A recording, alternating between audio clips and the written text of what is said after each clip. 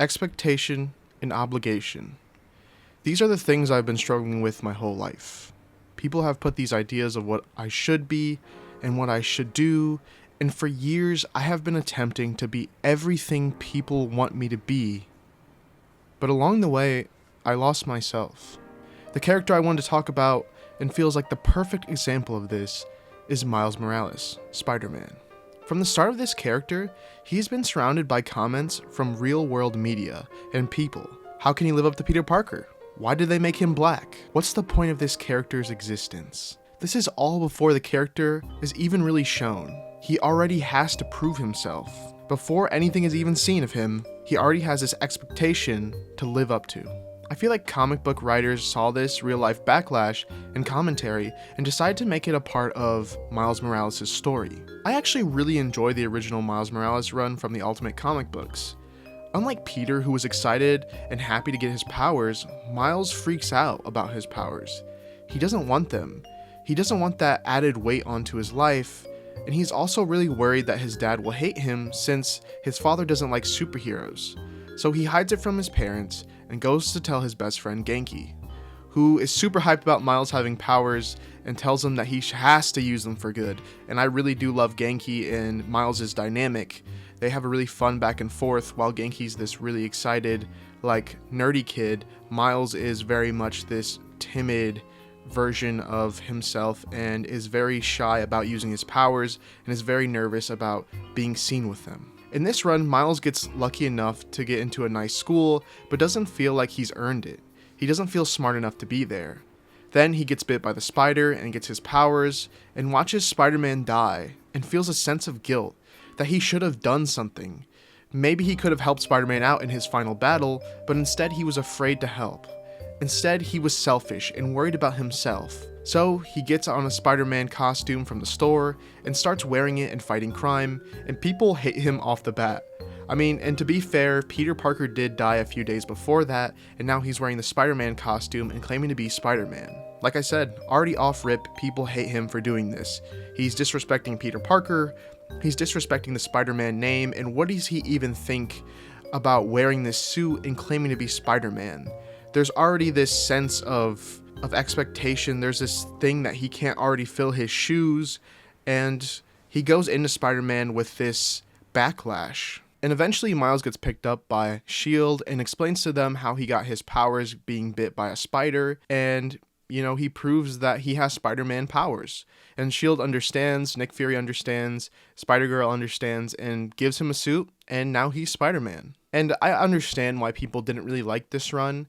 I like how it starts off, how much Miles feels different from Peter, but they rush into Miles being Spider-Man right away, and don't really let the character discover what Spider-Man he will be.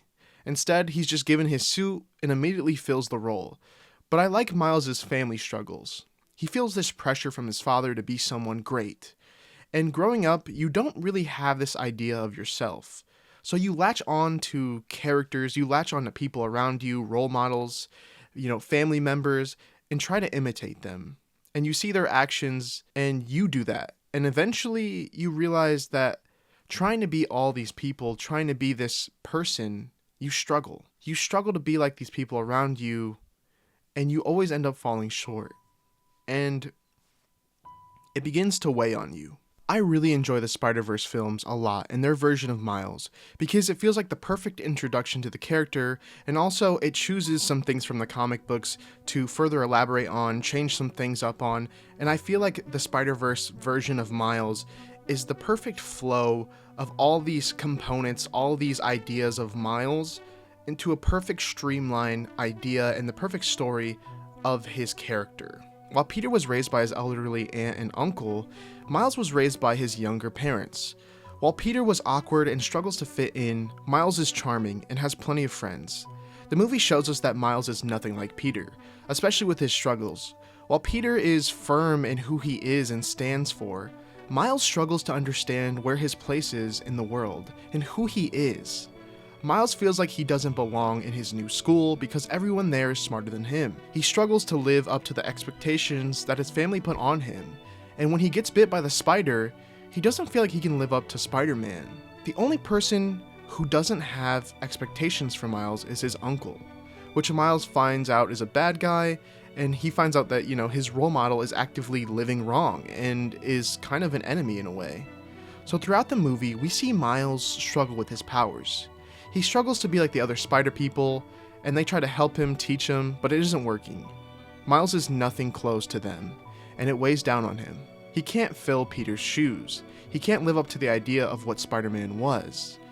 And Miles is right. He is a failure at being Peter. He sucks at being like the other spider people, and he could never fill their shoes.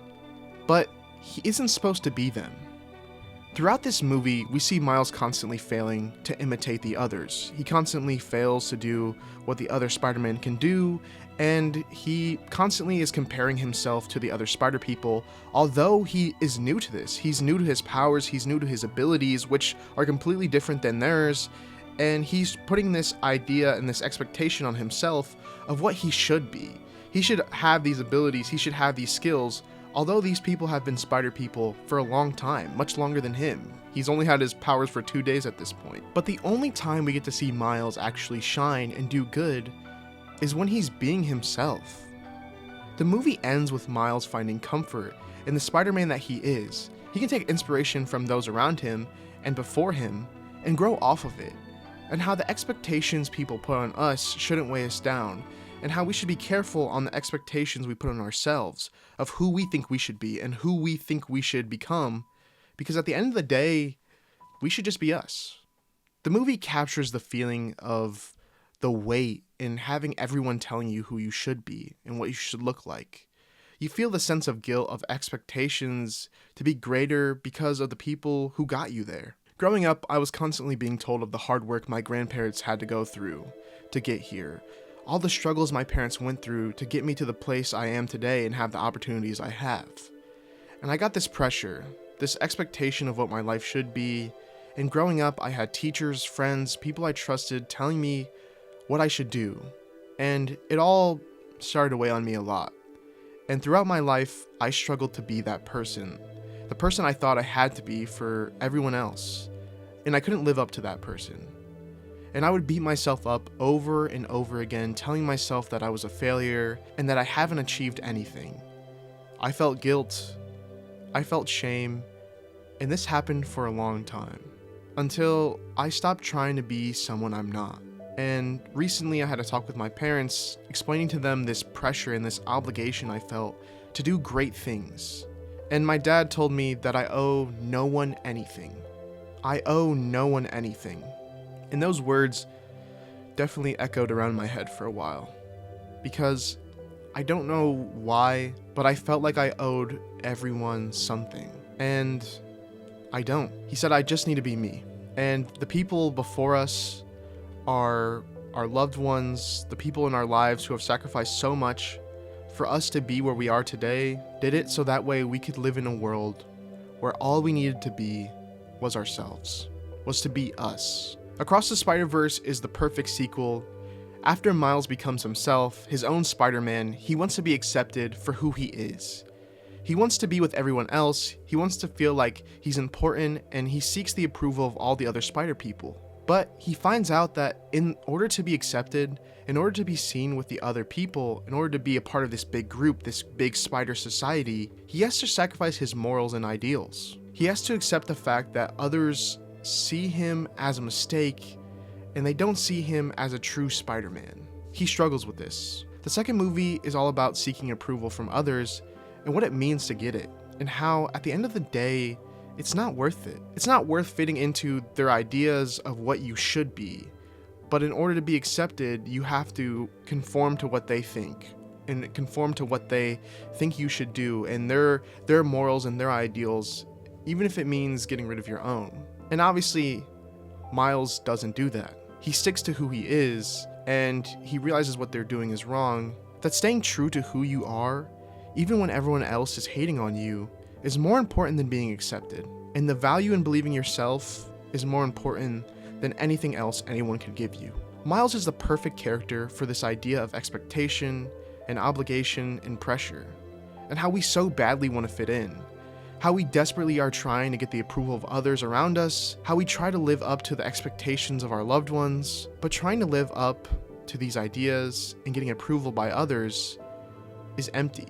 True happiness, true success is when we're able to be ourselves in every situation. When we're able to make choices without thinking of other people's approval and what they might say. So stay true to who you are, even if the world hates you. When people tell you you're a mistake, know your value, know your worth, no matter where you go, no matter what people say. True happiness is when you accept yourself and when you're able to be who you are, no matter who's around, no matter who's watching you. That's true happiness. That's the true goal. So I'm proud of you.